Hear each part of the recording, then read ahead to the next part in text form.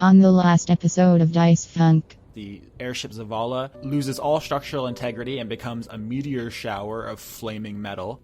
I know we made a horrible entrance, but you need to be suspicious of newcomers. She just starts laughing. That's a hag, isn't it? Welch! Once Violet realizes this, I want to do a strength check on who is obviously Welch.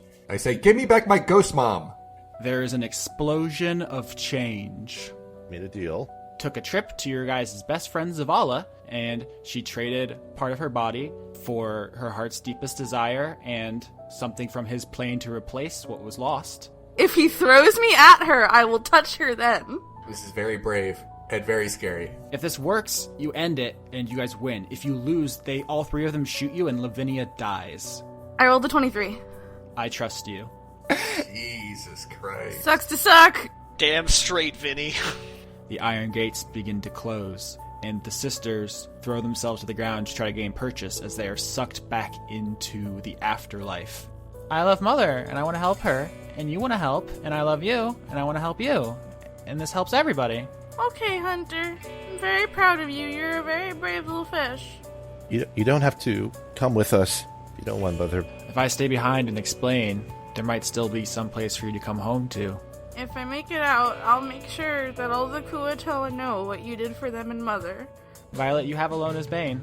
Alright, Violet sort of like hesitantly to, Like, unite him. Yeah. In fact, that sounds actually better. Let's say that. You are on the roof of the Palace of Autumn, but you are not in the same dimension. Billy, come at me, bro!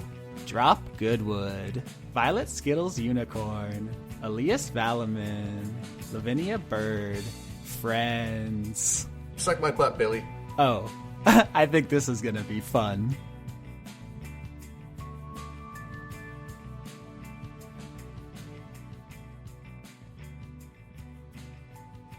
Alright, everything looks fine on my end. Everybody check your end. I can't stop checking my end. It's jokes. There's never jokes in this podcast. Never. I can't remember a single one. I mean, I'm here. Self-burn. Alright. Guys, maybe we should stick to what we do best. Macrame.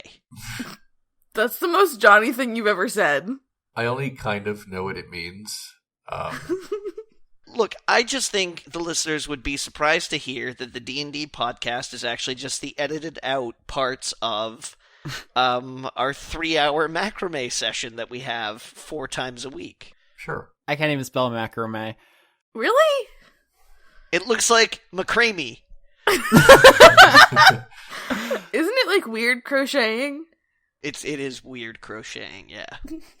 Okay, so usually we record one of these a week and release one a week, but because of scheduling conflicts, these last 2 are kind of back to back, so we're a little fresh. Yeah, my D&D high levels are really, really high right now. My doctor is worried. So I think it's probably worth pointing out that Alona's Bane, the weapon that Violet got last episode, is a +5 spear or staff. It can be used as either. Okay, I'm gonna pretend I know what that means. Mm-hmm. You were the one that was holding it when you killed Hunter, so... No, I have it. I just, Oh my god. Look, I have it. I just don't know what all the stats mean, but it's unimportant. You just add 5. It's not... Anyway. To 2 different roles. Oh, well, then, now it's complicated. The other important things that people might want to keep in mind are Alias, Drop, and Violet were electrocuted pretty badly. Lavinia wasn't, but she did spend a lot of her spell slots, so you guys aren't exactly Pokemon Center fresh. Yeah, I'm at 19 HP. As the audience has just heard for the last 7 or so minutes what happened last time and what is happening now, you all have found yourself wherever it is that Zavala resides. It's not necessarily a plane. It seems to just be more of a filter. It's more an attitude, man. It's the upside down. You gotta feel it. It would take paragraphs of philosophy text to explain it to any satisfaction. So right now, all you really need to know is it looks as though you're standing on a photo negative of the Feywild on the roof of the Autumn Palace, and it's just the 11 characters who made it out of the last part, the player characters and most of their friends. And Violet has just shouted a challenge to the sky, which was answered by the voice of Zavala. Yeah, I mean, it just said our names. I told it to suck my butt. That is what happened. I mean, once Violet is done, saying her thing, she just stands there until acted upon. Violet just crosses her arms like, got him. Yeah, basically. I do want to see if Violet can kind of look around and check to see what's there. So I want to roll for perception. Mm-hmm. I'm kind of wondering if it's like last time where Zavala is just like in my head or always right behind me or what. So I'm going to try to do that now. Violet, you look around, you sniff around, use all of your senses to try to detect the source of the voice that is taunting you. And you not only don't sense anything, you sense a distinct absence of things. Great. It's wonderful. Yeah, and I mean, not great. It's actually kind of scary. Oh, okay. So that's either very telling or a really bad roll. See, my concern is that if I can't detect where Zavala is, like if I can't, just sort of feel around for like where he, she, it actually is, then I can't like stab it to death. Drop is gonna kind of like reach behind his head and just like feel if there's anything there. No, there's nothing there. Okay, then he's gonna turn around quickly and look. There's like 11 people on this roof trying to do cool ninja moves to try to catch the source of this voice, and none of you come up with anything. After like 3 tries, he's satisfied that it's like, okay, he's not actually behind me. Well, about 10 minutes in, and I'm all officially out of ideas, so... Alias will say, I take it you weren't expecting visitors, were you? Zavala says, I try not to expect anything. I just kind of live for the moment. I observe. I go where I'm needed. I don't need much. Oh, okay. All right. Then he says that very sarcastically, if it didn't sound sarcastic enough. It's very strange for someone without needs to make many requests of others. I said I don't have many needs. I have the one. I need sacrifices. That's all that I am and all that I could be. Ah, that is true. That sounds really boring. Actually, I'm sorry, I have a question. Can I hear Zavala talking to Alias, and can everyone hear? No, you guys are all in the group chat. Okay, so this is all like okay. If you'll recall, Lavinia kind of Skyped into Joan's memories with Detect Thoughts, and they were, when the Blackhearts made the deal, they were all in it together. So you guys are all in it together. Mm-hmm. All right, I just wanted to make sure. That sounds really boring, was the last thing you said to him. He says, I don't experience the world in the same way that all of you do. You guys get bored, hungry, sad, angry. I just exist for one reason and one reason only, and that is to facilitate and embody sacrifice. But why? What do you mean, why? Why is water wet? Why do birds fly? Why is fire hot? Feathers. Fire is hot because it's hot. Hey, Zavala? Yeah? So you like sacrifices, right? I think I know where this is going. I'm listening. Okay, well, I feel like if all you want to do is make sacrifices, I knew it. then the best sacrifice would be you sacrificing yourself. How does that grab you? Oh, Violet. Yeah. You think no one's tried that before? I don't think a lot of things. Violet, Skittles, Unicorn. We've had this conversation before. I'm not a genie that you can trick with a clever wish. Unfortunately for you, all I do is look into your heart and see your deepest desires, and then I give them to you at the fair price. But that's not all you do. Yeah. No, I mean, you add things afterwards, right? Oh, yeah, most people who come to me on death's door, which is not a coincidence. I seek those people out. I'm attracted to people when they're at their lowest, when they're in the shadow of death, because that's when they're most open to sacrifice. Well, that's manipulative. I get that. I mean, it's a seller's market. And usually these people need something, and I give it to them. It's also just a nice way of marking them. It's part of the exchange, which prevents them from telling people about me, because then people would try to game the system. They would, slit their own throats or something so that I would show up, and it would just be anarchy. We just have to have a little decorum. But what about the holes in reality? It's just the path of least resistance. It's kind of hard for you three-dimensional beings to understand, but all the way all these planes are aligned. Sometimes it's just quicker to just poke in, and it doesn't hurt that connecting things that aren't supposed to be connected creates a little chaos, makes people a little bit more desperate, brings people a little bit lower, and then they're more susceptible to sacrifice. It's really just kind of a self-perpetuating machine. It's efficiency. Supply and demand. Yeah. Do you have a problem with free markets, Drop Goodwood? Your free market's kind of drowning. I just realized that Austin's supervillain is capitalism. That is the most Austin thing that's ever been done. Yeah. It's drowning, but I'll be gone soon, Drop. Then it's not my problem anymore. I only have a little time here. I'm just making the best of it. Isn't that what everyone tries to do? Just take your time and just, be the best you can be and then just shuffle off? Why can't you just put it back before you go? Because then you won't even know. Because you'll be gone. I can't break all the deals I made. If I put it back, it would undo everything. That's not fair. Okay. So Violet just starts running around and stabbing at shadows, hoping to stab some form of Zavala. Uh-oh, I think your unicorn friends lost it. Hey-ya! That's just Violet. Ugh. Out of curiosity, Mm-hmm. why didn't you ever approach me at any point, Zavala? Oh, there are two elements to the perfect sacrifice. The first is the desperation, the people being at their lowest, being very receptive, being very selfish. That's what draws me to most people. You're just kind of a chipper guy, honestly. You've been in a couple of bad scrapes, but you've never seemed like the type who would accept it. You're very clever. You're very optimistic. You're very... you're just too dang good. Alias is a good boy. But Drop Goodwood, now that's the kind of guy I find myself irrevocably attracted to. He is always at his lowest. He is always a cloud of negativity, and he's not good. He's just lawful. He just follows the rules. He does what needs to be done. I don't have any problem with rules. They help me do what I'm doing. So, Drop Goodwood's perfect. Sometimes I just follow him around. I don't even need anything from him. It sustains me, his constant state of perfect acceptance. Okay, so how do we make a deal with you? Violet Skittles Unicorn, if I may. You know how this works. Kind of, but that was a weird situation, so... Like I said, there are two elements to the perfect sacrifice. The first is the desperation. The second is the ambition.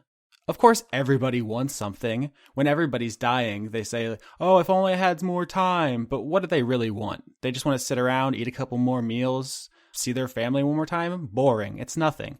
I only seek out the people who have ambition to make majestic sacrifices. People whose continued existence make the world turn. It's like a father who wants to invent technology that will change everything as we know it. A monk who carries the last flame of an entire order, an entire philosophy. Some little fish people who don't even know how great their ambition is and who have the ability to warp reality around their own quest for love.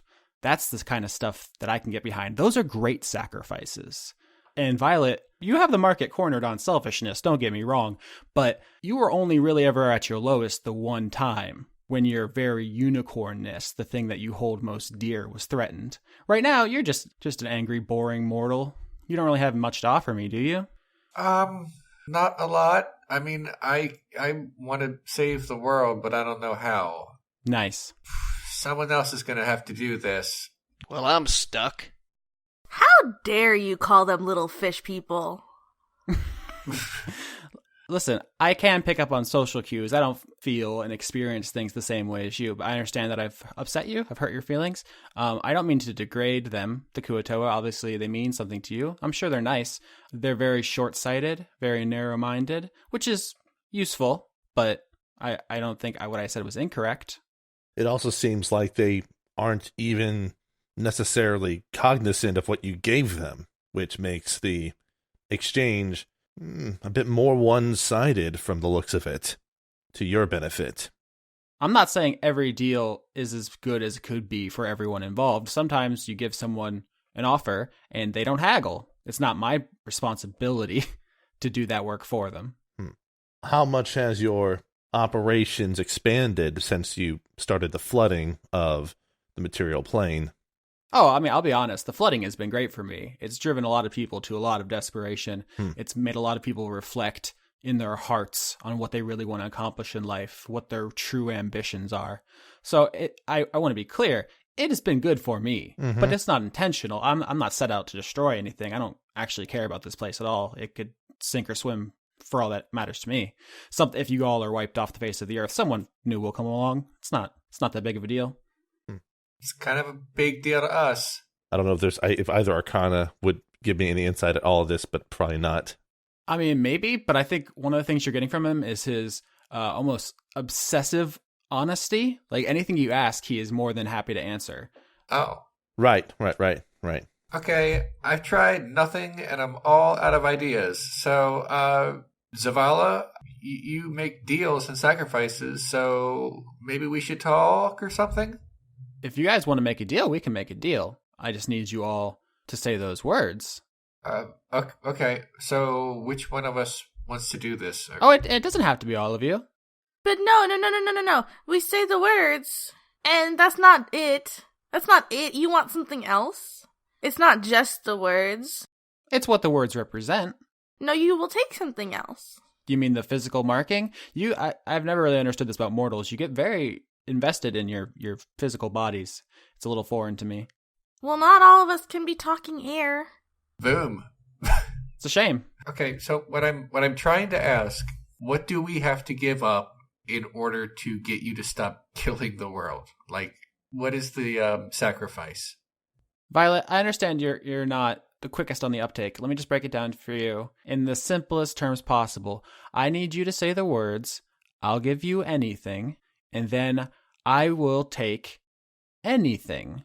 That's all there is to it. There's no way you can turn this on me or be very clever, and that's not an issue for you. I just need you to be willing to sacrifice everything. Right, I understand that you get anything. That's the part I understand. But what I'm saying is, what exactly do I get out of it? I don't know, Violet. What is in your heart? Squish? Yeah, that sounds about right. Are you the first and only iteration of yourself, Zavala? Self seems like a limitation of your language. I simply am. There is no other.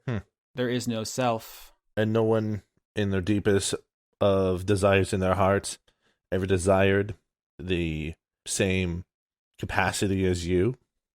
Do you mean, has anybody in their deepest desires of their heart ever wanted to become the abstract concept of something? Yes, I'm basically asking, did someone deepest desire was to be Zavala themselves in the exchange? No. See, that's an interesting thing about you, Alias. You're always thinking big picture. Most people, all they want is money or a hot wife or something stupid like, oh, I want to be really honorable. That's whatever. Most people are incredibly selfish and boring, and I don't even bother with those people usually. If someone has a really great ambition, like to end the practice of sacrifice or to have the strength to protect my village, that might be something interesting. Billy, my good bitch! How dare you! But no one has ever come to me and asked to be what I am. What do you think would happen if someone did? I mean, you are just an abstract thing. If someone wanted to replace you, it's not like it's a corporeal entity trying to replace another corporeal entity. It seems like something that would be curious to entertain, to say the least. That does sound very curious. The only thing I would warn you about in pursuing this route is that you've seen the marks and you've seen that they're temporary. When somebody dies who has made one of my deals, the deal ends, the mark disappears, the portals disappear. I think you've witnessed that firsthand with your friend Welch. Yes. So even if your deepest desire was to become like me, that would only last for a limited time. So, and then I would be right back where I've always been. And how do you even make sure that your deals are being upheld when you're no longer able to access the appropriate planes Do you still have tendrils, invisible ones, that is, that extend beyond the planes across the wheel, able to keep track on your agreements as they were? I'm here now physically, so it's a lot more noticeable and obvious. But I've existed throughout all the fullness of time, you understand. What if somebody's deepest desire was for you to never have existed? See, now there is a juicy desire. That's an interesting, ambitious desire. I see. There's a reason I made a deal with this one already. She thinks in more dimensions than most mortals. I actually don't think that's a good idea, because if you change one thing, then a bunch of other things change. We can't mess with, like, the space-time continuum. People might, like, die and wink out of existence. Oh, yeah. That's what makes it so juicy. That's what makes it so ambitious, is that it would reshape everything. So here's a question related to that. How many sacrifice deals have you made? Like a dozen, 100, 1,000? How much are we changing? Number the stars, Violet Skittles Unicorn. Oh, okay. So I feel like this is not a good idea, because if it's that many, then everything changes and a bunch of people, like, wink out of existence, and it's not good. Is that one of your heart's desires? Well, I mean, I'm thinking about it right now, I guess. How did you even become connected with Drop in the first place? Oh, Drop's father. He had a very ambitious wish for a son to carry on his lineage and to lead his village and to unite the tribes of the Tiger Mountains. A fairly humble but ambitious wish. And he said the words in his deep, dark sadness. And so I opened a tiny little portal, just a tiny little pinprick of a portal, and Drop Goodwood lived. And as I said, he's just magnetic to me. I just can't resist his dour negativity. It's not my fault, guys. Wait, is it my fault? Gosh. I mean, what's fault, right? There's cause and effect, actions and consequences. Am I responsible for your presence? No. Okay. The wheels turn. This time it was me who ended up here. And when I'm gone, someone else will come. And we'll all continue on this crazy carousel. What if the deepest desire was that this stupid fucking wheel never existed? The wheel that holds the universe together? Now, I mean, I guess there'd be no universe. Yeah. If the wheel doesn't exist, now there's ambition to tear the world into so much confetti and send it careening off into the ether. I don't think we should do that. Mm-hmm. I get the feeling that no matter what we try to get done, it's going to have like really, really bad, like, negative consequences no matter what. Like, no matter what we ask for. What I don't get is the nature of the portals that you make as part of your exchange. Yeah, they're all different places. Yeah. Like I said, path of least resistance. Sometimes it's closer. Sometimes it's just thematically appropriate. Sometimes I just like to grab a little energy, like your friend. You guys keep calling her a dog. She's not a dog. I understand that zoology is not any of your expertise, but she has a spider made of plants, and it just felt right to go through the domain of Lolth, the spider goddess, to scoop up a little energy, you know? I understand the propensity for mortals to see patterns where none exist.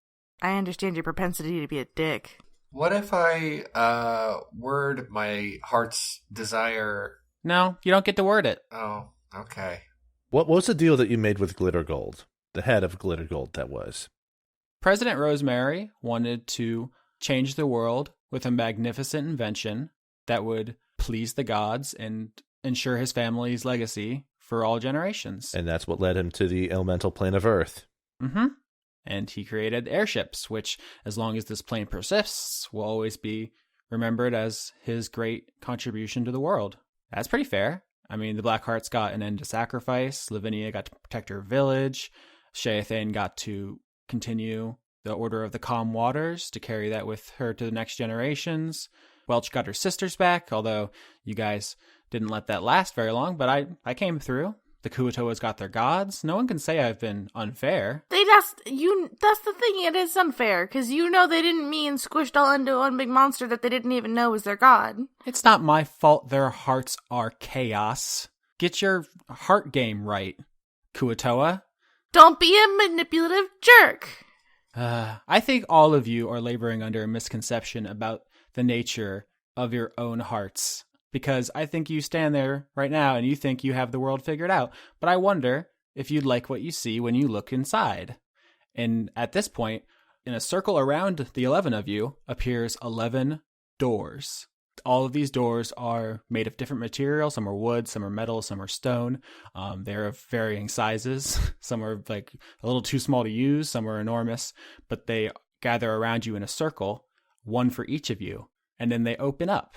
And then on the other side of these doors, you all see scenes. Oh, great. So if I look inside, am I going to actually see Atreyu looking back at me? On the other side of the door in front of Joan, she sees a scene of herself sitting in a black throne in a palace in front of dozens of adoring drow subjects. And she waves a hand lazily to make decrees and lead her subjects. And in the throne next to her is Lita, also decked out in full Lolth garb, as they are masters of Calypsia. You see another door in front of Professor Chance, and he is lounging in his opulent study with tens of thousands of books lined perfectly on bookcases as attractive young men and women bring him drinks and reviews of his latest book, which of course have all the critics talking. You see in front of Sheriff K, his door scene shows him at a huge banquet in a church gilded with gold, and his whole family's there. Lavinia's there. Mayor Moreno's there. All the pews are packed with parishioners. They're the most popular, successful church in all the land, and they're all together, and they're all happy. Everyone has a scene like that reflects their heart's deepest desire. And what we're going to do now is round robin this to the player characters, as you described to me, either in a scene or in maybe a simple sentence.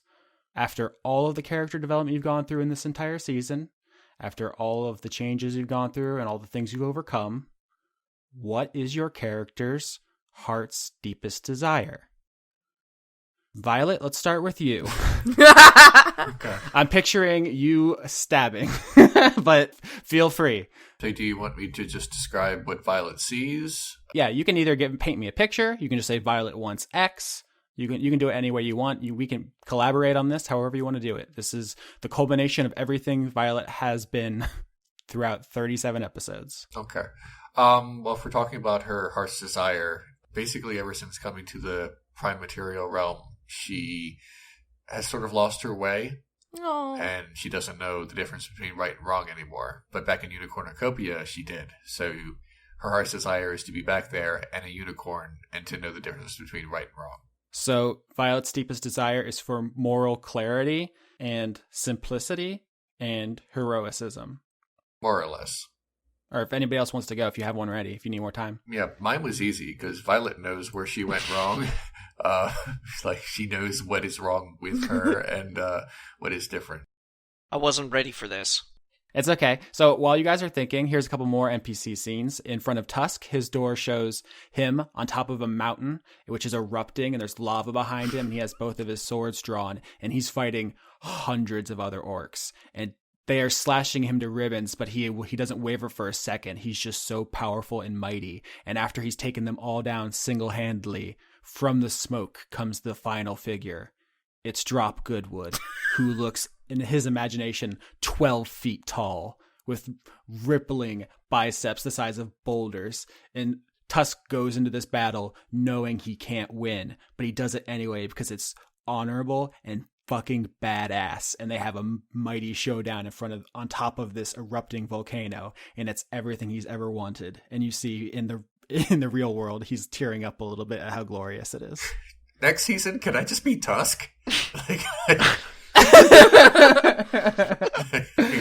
that is very cool. I mean, the hard thing for Alias is that most of his deepest desires have already been realized.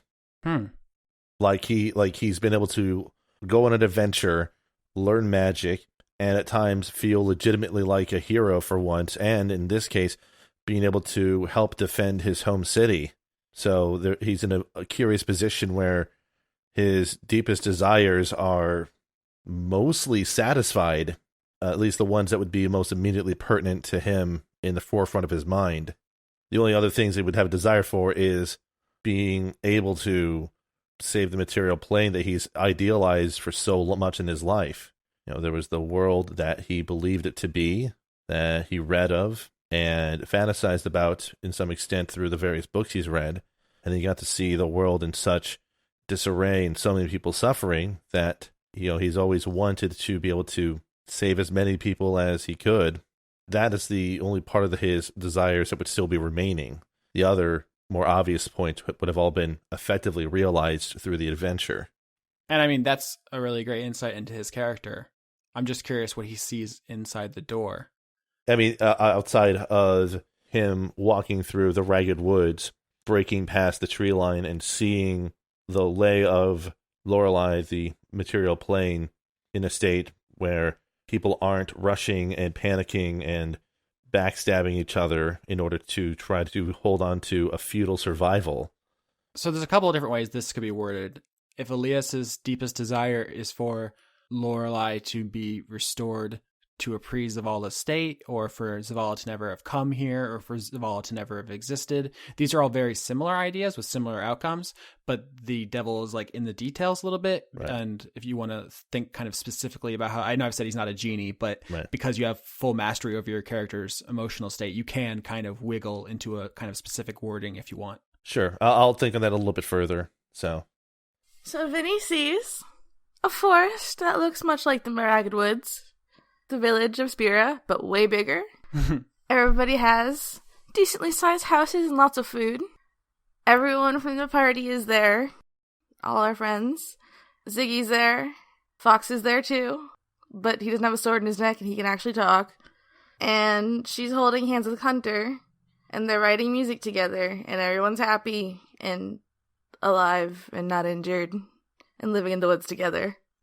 You're looking at that and it's like the most beautiful, wonderful thing you can see, Vinny. And then you kind of look over to the left a little bit and you see Sherry's door. And it's just her in a mountain of sandwiches, just shoving more sandwiches in her mouth. Oh. She's like in a sandwich vault and she's just going ham on them. I wish I had a sandwich door. Right? That's the best one. is she going ham and Swiss on them or what? I'm not sure. They're roast beef sandwiches, but she's going ham, which is kind of a hip-hop slang for hard as a motherfucker. Everyone in my vision now has sandwiches. Yeah, you know what's funny? That's a good joke, but actually, remember, your hearts are malleable. They're mercurial, and they're Right. open to being influenced. So seeing each other's desires could change your own. Like right now, like you all feel a little bit embarrassed that all of your wishes are so selfish. Like you came here to stop him and you all said like, oh, I wish you had never existed. Oh, I wish you'd go away. And then it's like, what do you actually want? Oh, I want to hang out with my friends and not have to worry. So like you've talked a big game, but there's definitely an element of exactly what he's accused you of in these. But it doesn't have to stay like that. You can have the revelation and be like, is that the kind of person I want to be? Give me one more. Mm-hmm. Let's hear it. Okay. Sheathane's door shows her doing stretches, and for a while you just see her by herself, but then the view zooms out and there are rows of trainee monks at the newly rebuilt Order of the Calm Waters as she passes on the secrets and the philosophy of the order to a bunch of new underprivileged kids like Drop Goodwood. And you don't recognize any of these people. They're all young and they're all sick or sad or clearly come from circumstances that have led them here that are far from happy. But then from the corner of this image, Drop walks up and surveys them and says, how are they doing? And Sheathane says, they're doing great, Goodwood. I think we're doing something special here. Wow, I'm in so many people's doors. And that is her scene, just the idea of rebuilding the order and passing on all that they are to a new generation to help them, just the way she helped you. All right. Drop store looks very simple. Mm-hmm. It looks rather like it looks rather familiar to him. at least in terms of how he had conducted his life before at the monastery. But what's really, really special about it is how the mood that exudes from it. The expression on his face is not worrisome. He's not frightened. He doesn't look concerned and or beset by something. In fact, he looks really, really, actually really quite confident.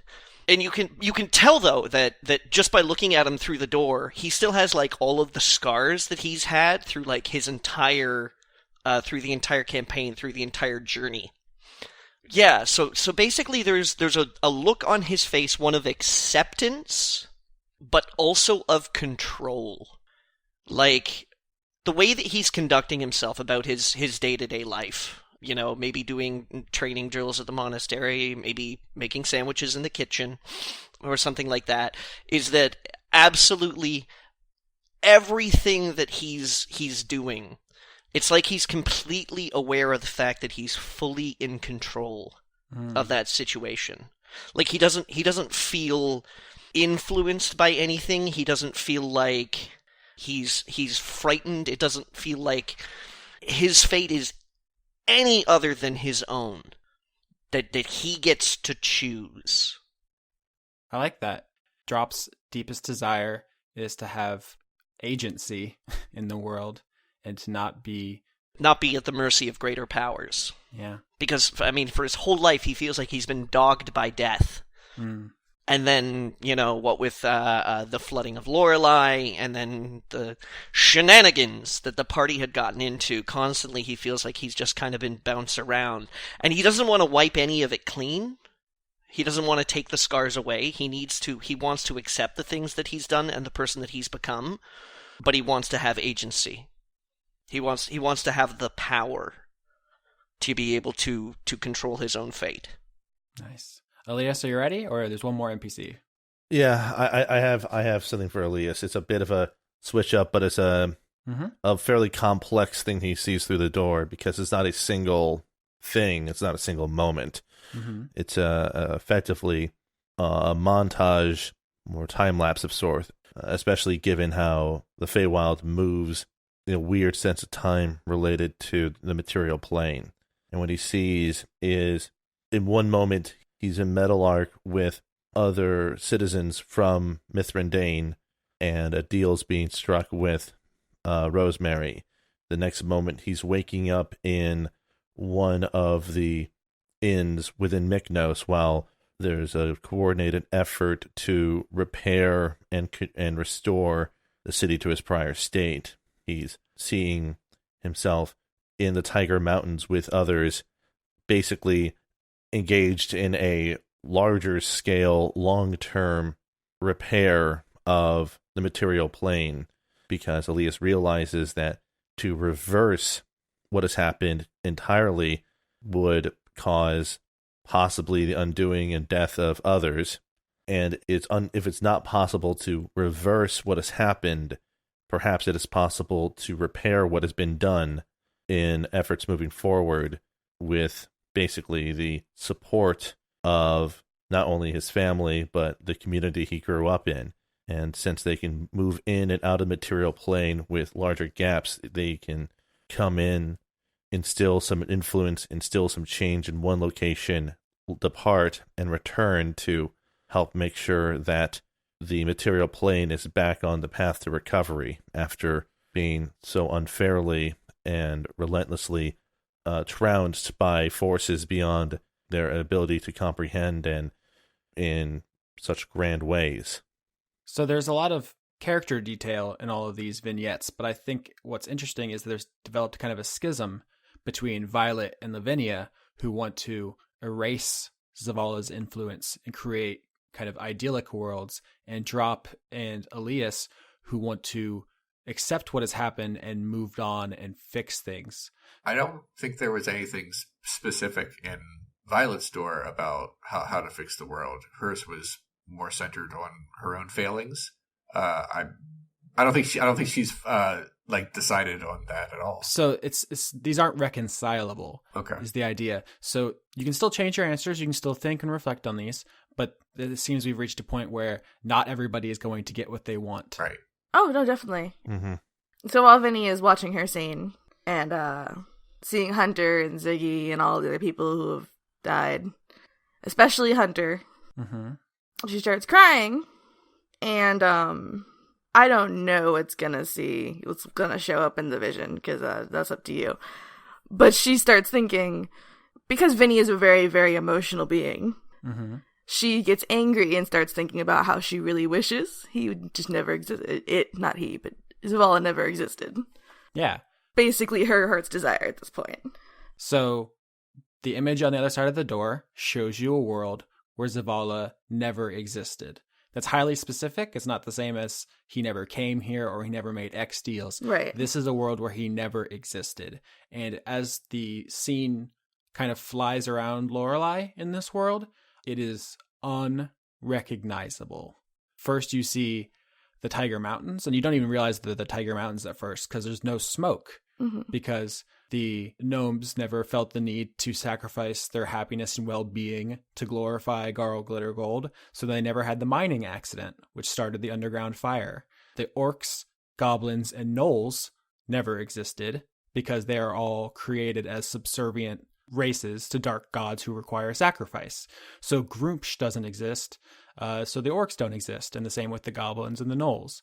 You see Mykonos, which is just homogenous. It's just people, humans. And at first you're not even sure if they are humans because they're all like pink. they're like white people, which don't really exist here. And then you see the Cascades, which is basically just bullywugs. There's just frogs walking around. The view like flies down the tunnels, and there just aren't any drow. They've never existed because the drow spun off when Lolth left the elven pantheon, and without sacrifice, Lolth doesn't have a place in the world, so the drow don't exist. And then you see the Ragged Woods, and it's Kenku, but they just seem to be sentient but not sapient bird people. Not the Jeffs! They never really took up any religions like Alonaism. They never really elevated themselves beyond what they originally were, which were birds cursed to not fly.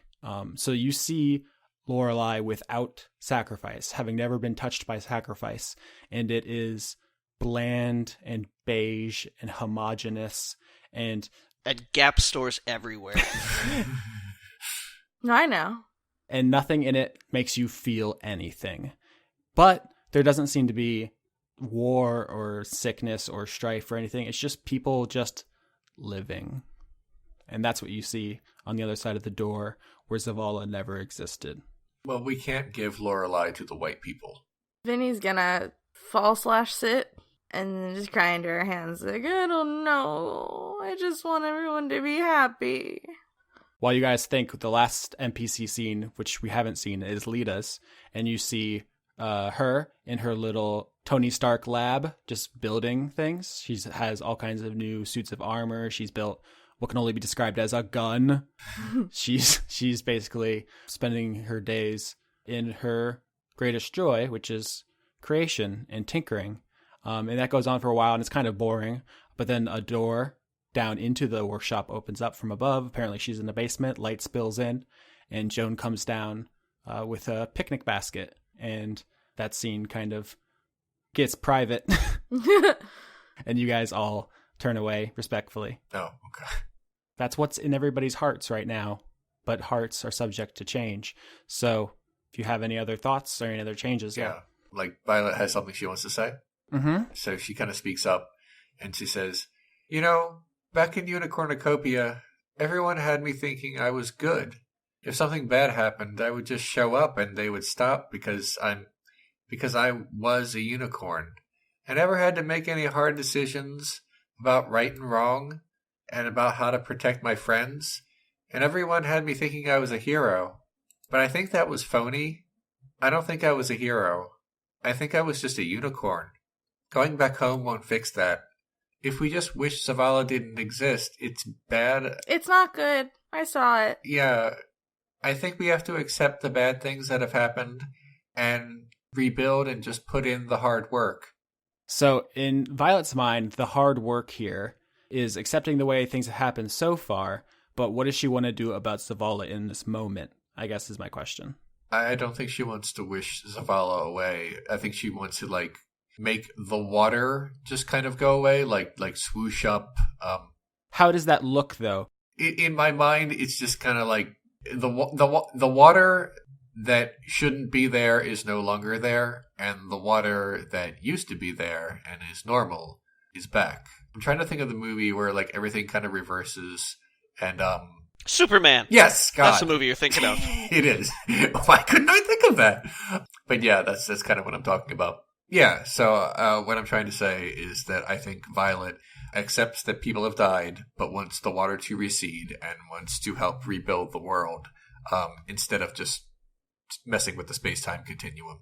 Okay, so if Violet's new desire is to stop the flooding, that means Zavala is still here and doing stuff, and presumably Mother is still in the ocean. So, and I think an NPC points that out to you.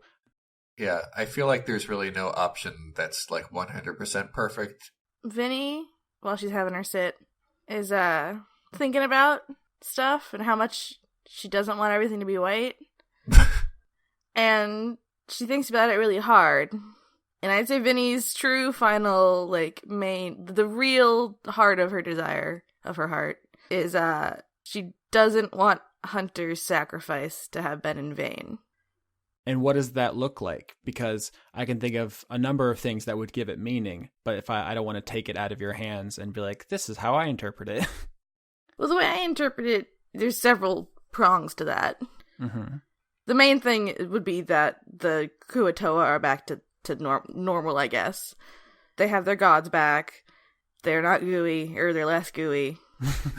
So if Lavinia's desire is to actualize Hunter's wishes, that would disentangle Mother, send all of the dark gods back to their planes, close them, and then the water would still be high, because Kuatoa like water, right? But it wouldn't be rising anymore.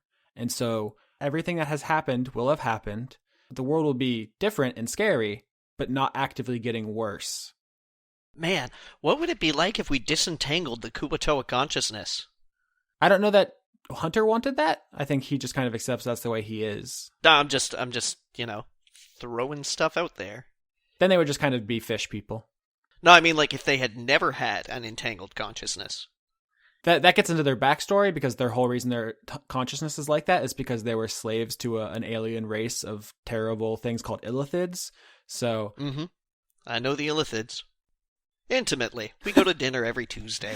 So that might mean they either like never were enslaved, or maybe they escaped more early. There's a couple different ways that could shake out, but I don't know that any of you know in character about that. But Violet tries to get Zavala's attention. Hey, Zavala? Are you there, Zavala? It's me, Violet. Yeah. Yeah, what's up? Okay. Violet says, so, as I understand you're not so much a person as you are a concept. So you don't really understand necessarily the difference between right and wrong. Is that true? Am I getting that? Have you ever contemplated how ants feel about the weather? What I mean is you don't understand why we care about good and why you don't. If that helps you, sure. Okay, all right. So you understand what I'm saying. So what if we give you a conscience? You're gonna never-ending story to him. Yeah, and then Zavala will feel bad about what it does, and then you're straying off into genie territory a little bit there. I don't find it believable that Violet would, in her deepest, darkest desire, in her deepest heart's desires, really just want Zavala to have a conscience. If it helped, all right. I had a crazy Violet idea. Wouldn't Violet wish that he was corporeal so that she could kill him? That is a tempting offer. Isn't that not the Violet way? It absolutely is, but I've been having Violet, have an epiphany about, right and wrong, and she's thinking about mercy and being noble. But I mean, Vinny could mention it to her, and then we could see what that looks like. I would be open to that idea. Vinny says, Violet, I'm surprised that your heart's desire isn't for is Zavala to be physical so that you could punch him in the face with your sword. Violet immediately perks up And it was like, ooh. And she starts thinking about it, like, but she doesn't know how that would shake out exactly. So she says, hey, Alias, do you know what would happen if Zavala was like a meat? Mind if I just roll Arcana on this just to see if like Alias would intuit? See what happens here. Natural 2029. Oh my god. We have to know what's going on now. All right, so two things happen. One is Violet looks through her door, and in it she sees herself running forward with her sword over her head, just doing her berserker, yeah! And she's just slashing away, and then the camera pulls out, and you see what she's charging at, which is presumably Zavala's physical form, granted or perhaps cursed to him by her heart's desire. And what Zavala looks like in the door is a vaguely humanoid figure composed of mismatched parts. So there's a small goblin hand, and there's a cracked gnome's skull, and there's a reptilian eye, and there's a bunch of gnoll entrails, and there's scraps of dark human skin, and there's blackened smoke-filled lungs, and there's an inordinate amount of Kuatoa tongues just hanging out of its fleshy mouth. It's an amalgamation of all of the parts it has taken from people. Well, what happens in the image when Violet kills it? Violet raises her sword high, and as she swings it down, the image gets hazy. Oh. And Elias, with your critical hit on the Arcana, you know that Zavala is deliberately not showing Violet what that would do. Your crit tells you that this is a pretty bad outcome for him, for it. Of all the things you guys have suggested, this is not its favorite. Oh. Well, let's do that. It would do something, although the nature of Zavala means that it's not helpless, it's still very powerful, and it would definitely intend on making this difficult. Okay, well, I feel like I could take it if I had more HP, but I'm at like 19 now, so someone could... Oh, I can do something about that. Okay, thank you. So Vinny's gonna cure wounds if she can get away with it. Thank you. Zavala has no physical form, so he cannot interfere with any of you. I guess we really do have to ask ourselves the question, is making a deal with this thing the solution? Because, I mean, that is the problem, right? Mm-hmm. My solution is stabbing, so I feel like I'm pretty good at it so far. I'm Team Stab.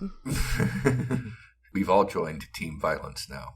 So Lavinia starts using Cure Wounds on Violet, but Elias, with your crit, you're still thinking Arcana-wise.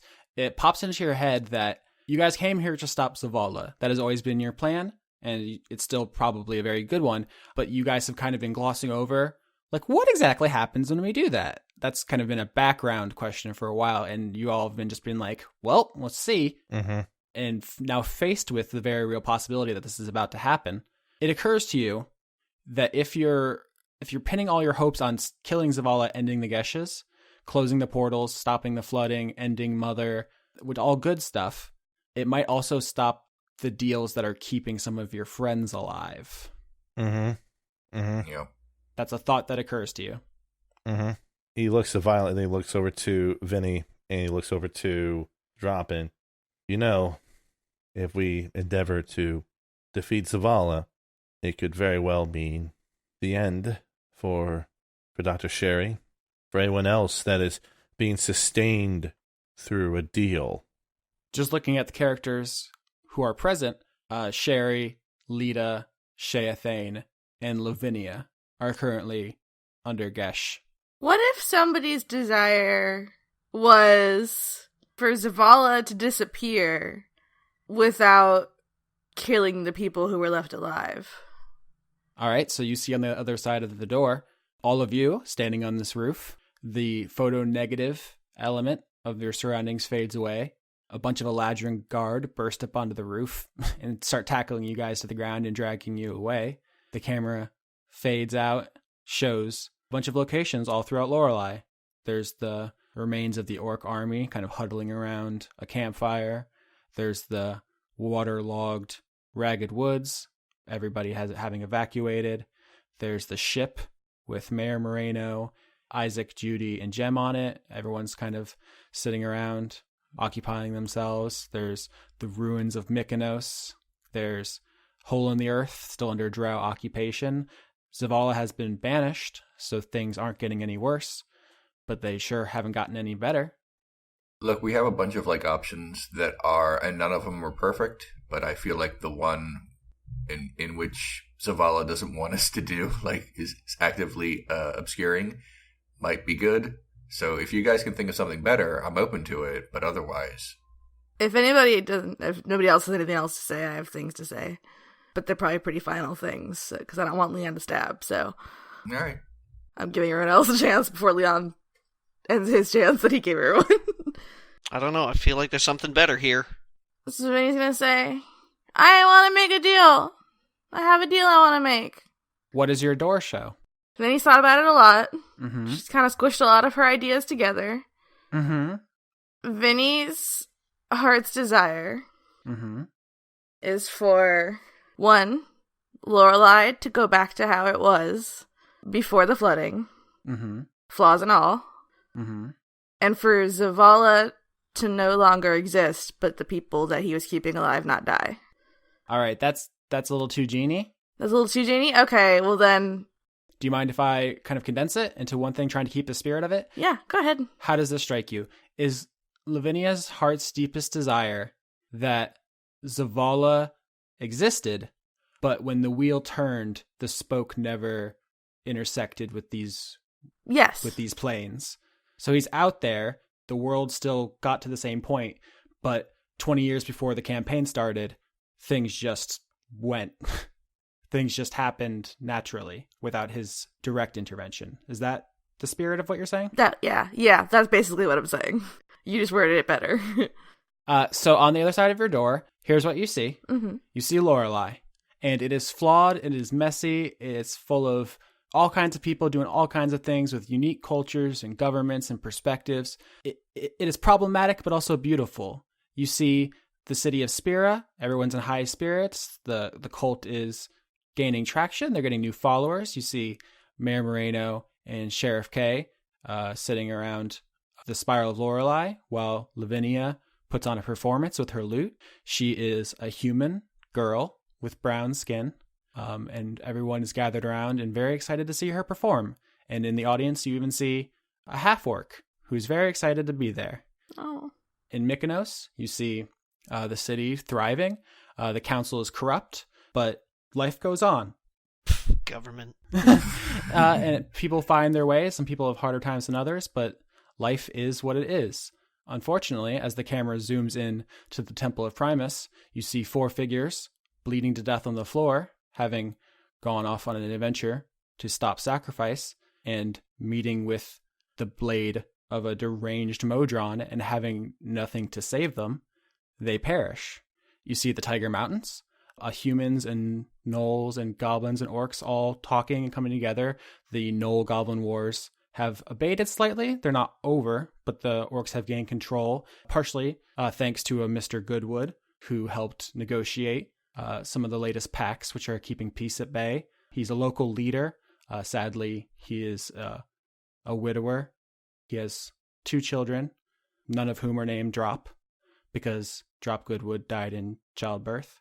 You see the Cascades, where the Bullywugs and the Drow live in mutual ignorance, although recently a magical lockdown caused a hag to try to infiltrate their society, but eventually she was sent packing and she was arrested by forest cops in Unicornucopia, namely the forest's newest hero, Violet Skittles Unicorn. Who made captain because of the case. All right. In Mithrandain, a young 100-year-old Eladrin boy sees a random portal open and jumps through it, and he goes on a fun adventure in Lorelei and meets all kinds of new friends. And nothing particularly dangerous or scary happens, and he definitely gets in trouble when he gets back, but having made friends across both dimensions, he brings Mithrandain and Lorelei closer together, and they start interacting and trading. Actually, at some point in the Alona Church, Jeff becomes a title, like Archbishop. I'm the Jeff of Canterbury. But Professor Chance never has any reason to venture across the ocean, so he never sees Lorelei. Sheathane leads the Order of the Calm Waters, which has only thrived. Nothing bad really ever happened to it. She's happy and content. Tusk stays leader of the orc camp. The airships are never invented, I would suspect. The airships are never invented. President Rosemary is killed in a tragic mining accident, and his son Isaac becomes president of Glittergold. And they continue being lawfully good and mildly greedy, but ultimately harmless. And so life in Lorelei goes on with, from your guys' perspectives, the casualties being Drop and the Blackhearts. And Lavinia 2, if you consider Lavinia 1 to be a separate person. I do. Lavinia 2 never existed. Drop Goodwood did not live. What about Hunter? Hunter and the Kuatoa continued their lifestyle of being slightly crazed religious fanatics who occasionally kidnap and sacrifice people. Yeah. But they get their responses they want from the Sea Mother, and that they're pretty thrilled with that. And so occasionally they get into little skirmishes with the drow or the bullywugs or the gnomes, but a general equilibrium is reached. Like I said, life in Lorelei is imperfect and messy, but everyone does their best. Vinny's gonna... okay, I'm about to do the thing, so if anybody has anything to say. Alias likely sees what's through Vinny's door. Everyone does. And then looks over to Drop and Joan and Lita, sort of gauge their reactions to what's happening through there. Joan and Lita clasp hands, and Lita leans her head against Joan's chest and seems like she's on the verge of tears, but Joan reassures her, and Lita nods, sad but knowing. Sherry sees this, and she says, This will fix everything. This is what we deserve. This is right. And Alias just looks to Drop. And Vinny looks at Drop. Drop shrugs and says, maybe today's the day. Violet kind of whimpers. Sheriff K takes Vinny's hand and says, Vinny, you were perfect. And all the NPCs give Lavinia encouraging gestures, thumbs ups, and nods. And Sheathane puts a hand on Drop's shoulder and says, I knew you could handle it, Goodwood. Vinny's gonna look at everyone with tears in her eyes, and she's gonna say, I'm sorry I couldn't do better. And then she says, Zavala, I'll give you anything. And with that, there is an explosion of change. I set my sail, fly the wind, it will take me back to my home, sweet home. Lie on my back.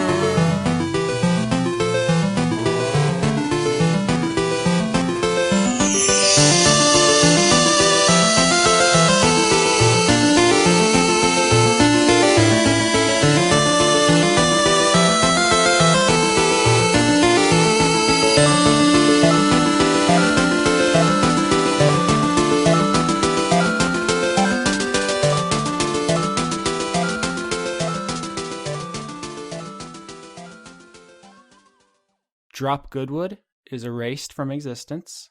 The Blackhearts die on the floor of the Temple of Primus, and everybody lives their lives in Lorelei as if it had never been plagued by the manifestation of sacrifice known as Zavala. But Lavinia 1, the human, goes through life with a strange mark around one of her fingers. A green stripe like a wedding ring that she doesn't remember where it came from or what it means. I'm sorry I killed your character, Johnny. No, you didn't kill the character. The character never existed, Lauren. But through his bravery, who knows how many people were saved? Tens of thousands, because the waters drowned countless places. Right.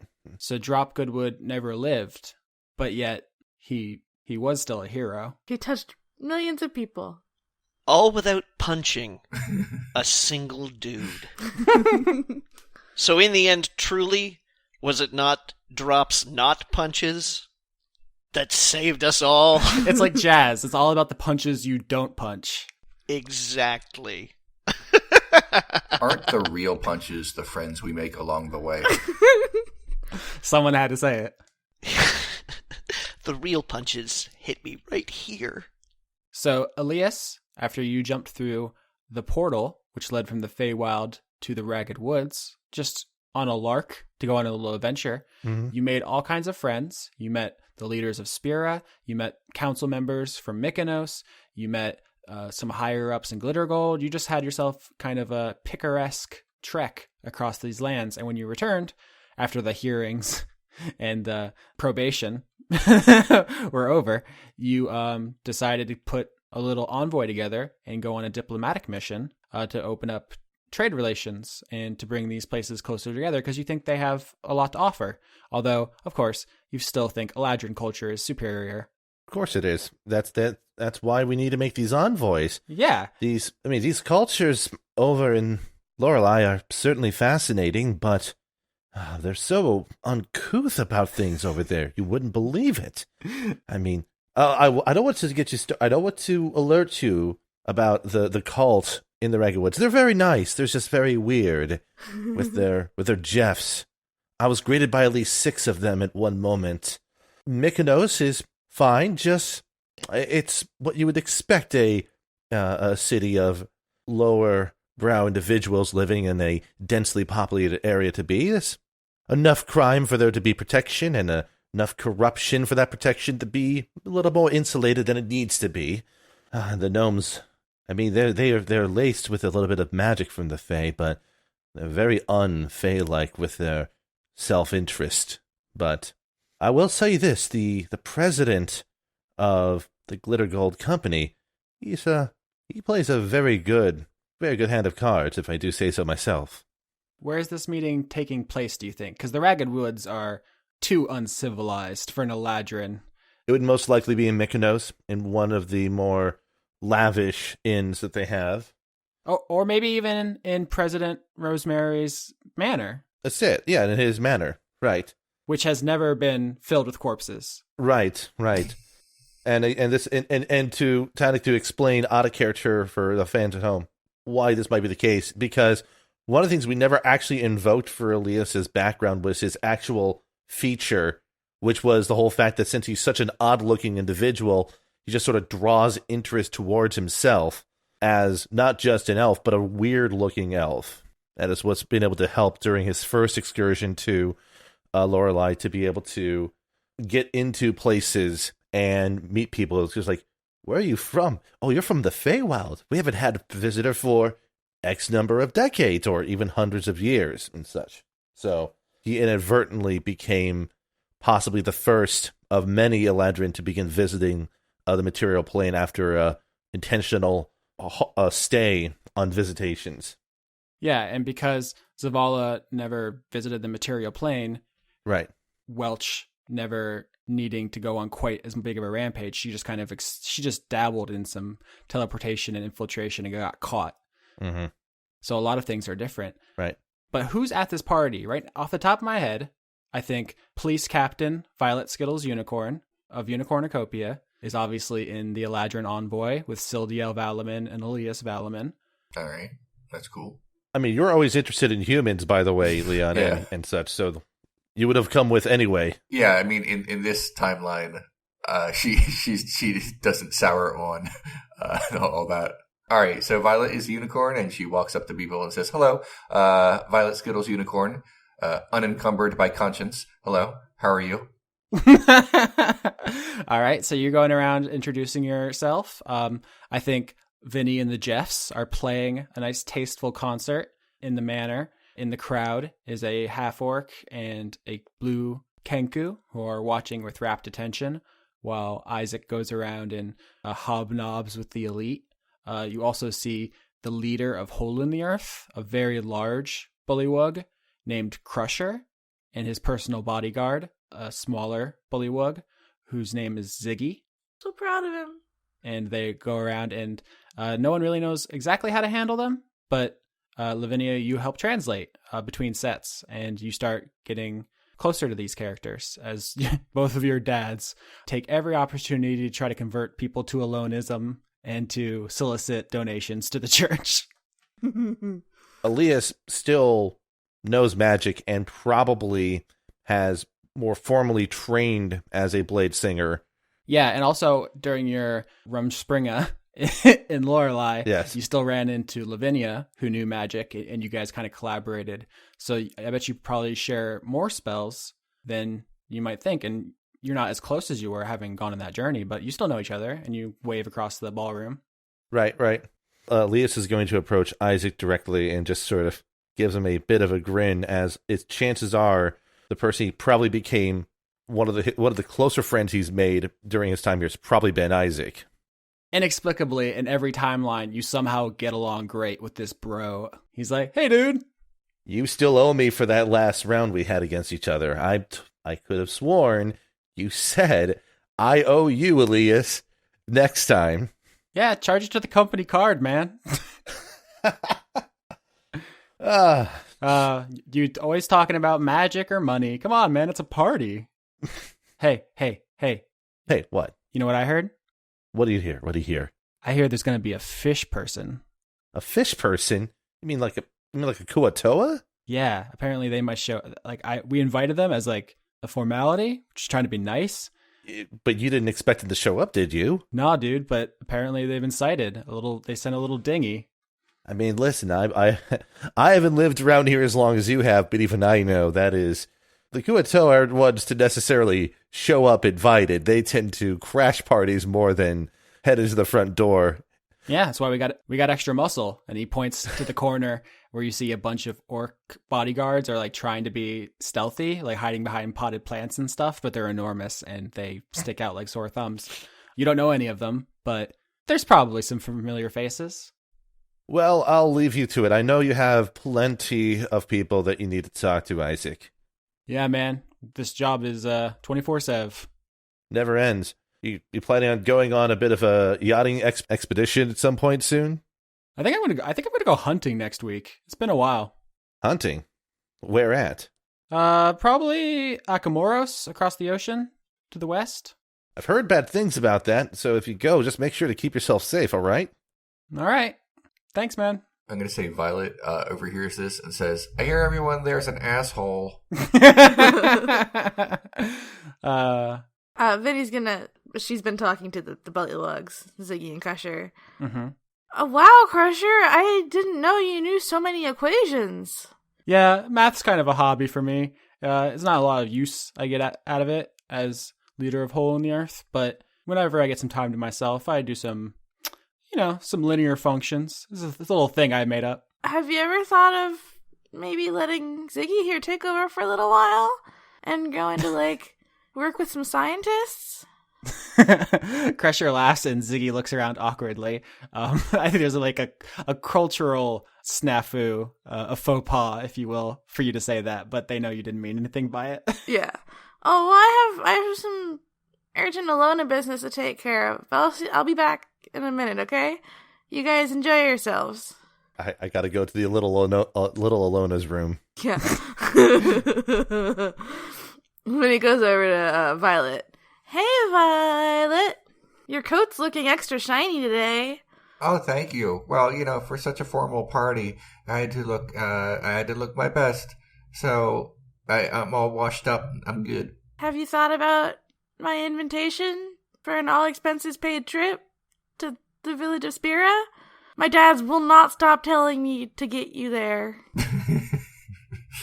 You're kind of a big deal. Sure. Well, recently I made captain in the forest police. So I guess I am now. Yeah. Okay. Oh man, we're gonna get so many followers. Yeah, I'll come. Just watch out for the kids over there. Violet does have a reputation of bumping into human children.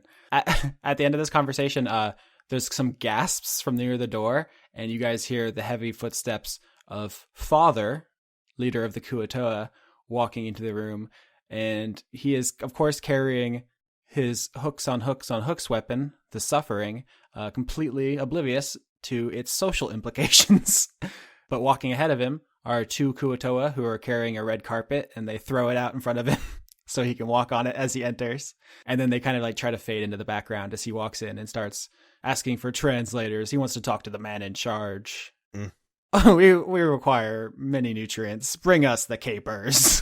Violet sort of coughs and says, douche! Hi, hello, hi. My name is Vinny, hi. Who are you? You've never been here before, but it's great to see the Kuatoa come, finally.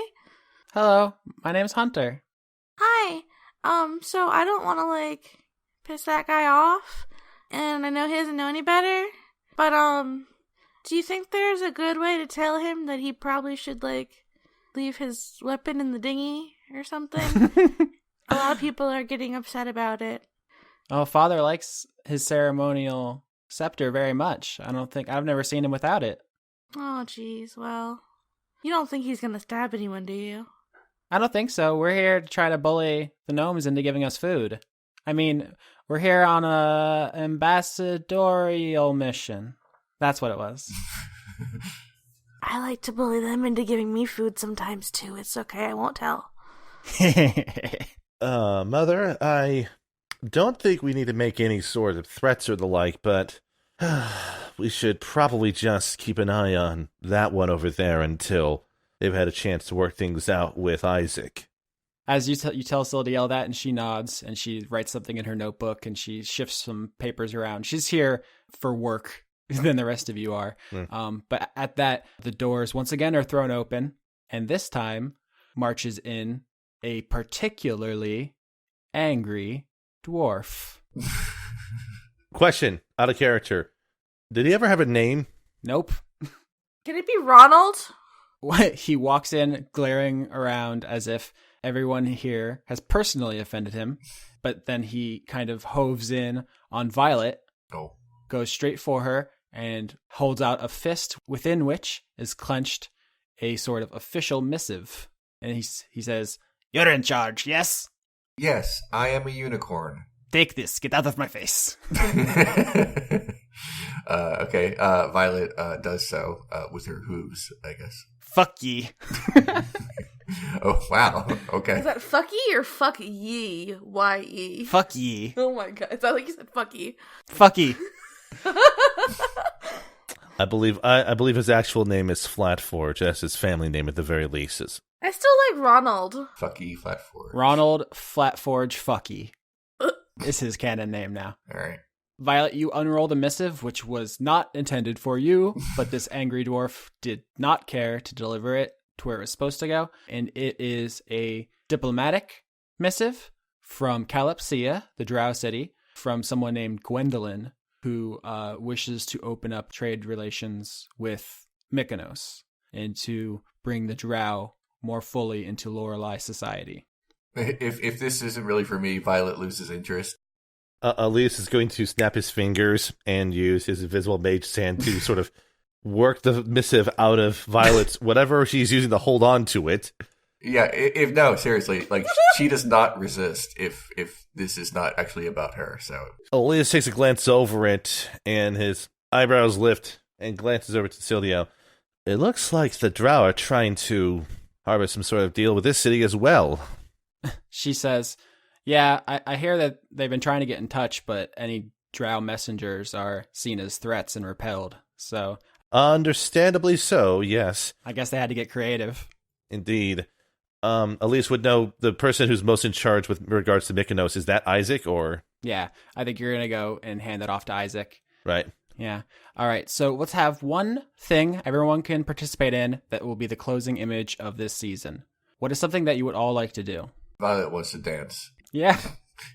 So you want the final it to be like a DreamWorks and dancing end credits? Yeah, that makes sense for Violet in this timeline. Her ending, it seems like it's like mostly happy because she's back to being a unicorn, but it's actually super sad because she will never go through like the personal growth or understanding like the nuance of good and evil. Well, that's what she sacrificed. I mean, that's the theme, that Violet sacrificed her personal growth as a good person. Drop sacrificed his life. Lavinia, too, sacrificed her life. Alias sacrificed the bonds he made with them. He still is alive and his life is fine, but he'll never have those exact friendships again. I mean, he also sacrificed effectively the moments where he got to actually be a hero. You got to go on like a mild adventure, but it was more of like, you know, kind of an Undertale-ish, oh, let's meet all these weird people. Oh, okay. See you later.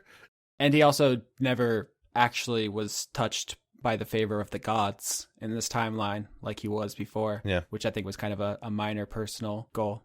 It was a nice thing, though.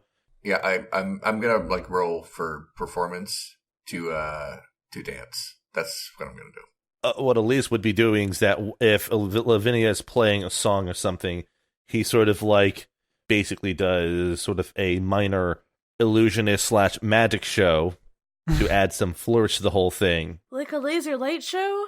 Yeah, he basically does sort of like a wizardish laser lights show off to the side to help add some flourish to the party. Yeah, I was thinking, Lavinia, you could even pass it off to the Jeffs and maybe join the dance. I like that, too. Alias rolls a 20 on his performance. I only rolled an 11. So Elias's 20 basically turns him into Skrillex, and he just starts going ham on those lights. Oh my. Although Vinny's clumsy, so it makes sense for her not to be the best dancer. And Violet's a horse. Lavinia's 11. You're fine, but a little clumsy, and I think at one point you bump into a half-orc. Oh, I'm sorry. No, it's... Oh my god, are you Lavinia? That's my name. Don't wear it out. Pew pew, finger guns. Oh, you're clever, too. This is awkward. Is it? What? I'm sorry, I didn't mean to make you weird. No, it's and you before you even know what's happening, you're dancing with her as you guys are being super awkward. Everyone's blushing.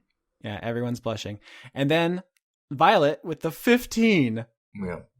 You cut an improbable rug in here. Okay. It defies all common sense and logic, just as Violet has always done. She does a backflip. Yeah, I also do that. Why not? I don't see why not. Acrobatics to do a backflip. Okay. Do it. I'm gonna do it. Would it be terrible if the last roll I did on the show, like, botched? I hope so. Yeah. All right, here we go. Botch!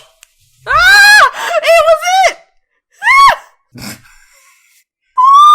That really happened. It really did. Okay. Violet, you dance incredibly until you try a backflip and you land in the punch bowl. And break the table.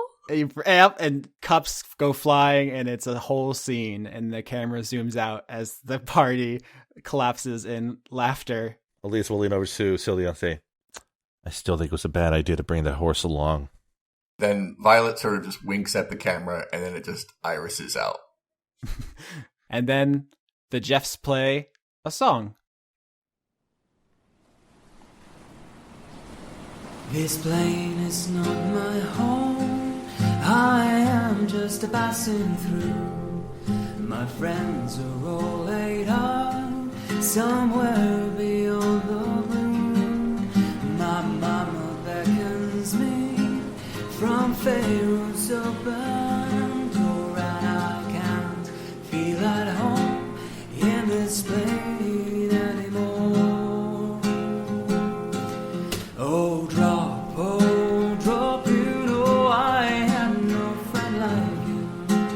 If Lorelai's not my home, then drop, what will I do? I can summon magic magpies, still everybody is aboard, and I can't feel at home in this plane anymore. I have a loving mother, came down to this wicked land.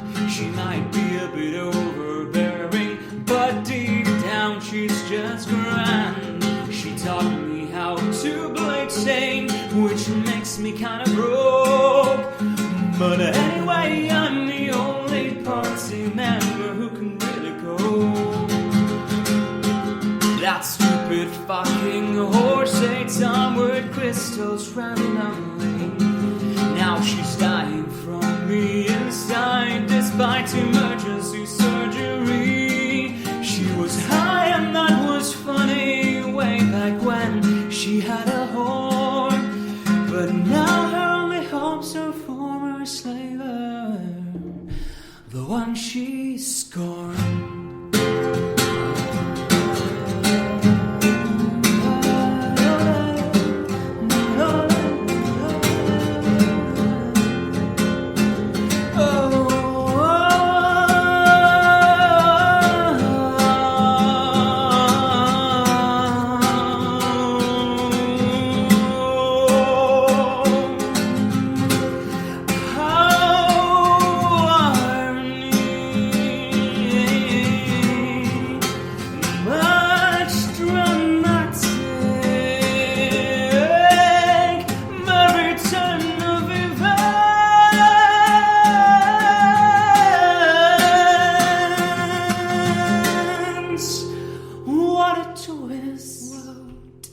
Oh, you might laugh, but her purple curple still at risk.